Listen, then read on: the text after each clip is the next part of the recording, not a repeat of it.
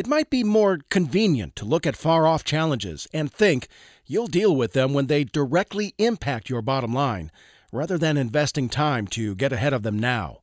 But one futurist says today's niche food consumption trends could change your cattle business quicker than you think.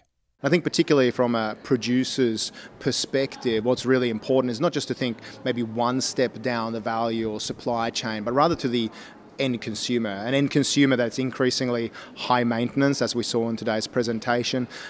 Today, 1 in 10 American millennials claim to be either vegetarian or vegan. You've got Bill Gates investing in, impossible burgers, for example, or vegetarian burgers that bleed just like meat. And the consumer landscape is massively changing, and while those might be sort of micro trends right now, eventually what happens is that mind share actually leads to market share. Telling a digital story is one way cattlemen can connect with consumers who buy their beef product.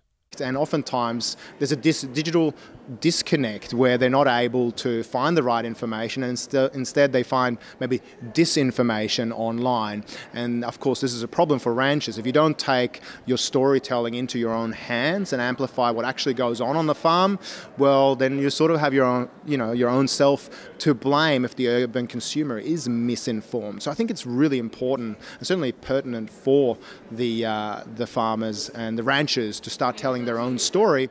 The futurist also says it's not too late to make changes that ensure your ranch is around for the next generation.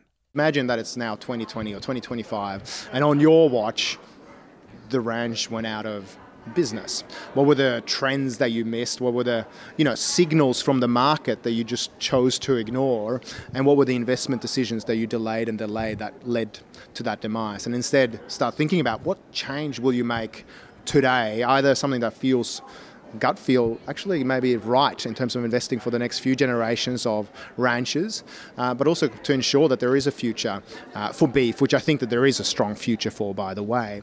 Sorman Nilsson grew up in a family business that's steeped in tradition, but he's recently watched his mother begin to adjust the sails. And certainly in terms of her web presence, her social media presence, she's starting to now win what I call the digital minds and the analog hearts of tomorrow's customers. But I think any rancher who thinks that they're behind, well, that's probably a signal from the future that it's time to change today. I'm Bob Cervera.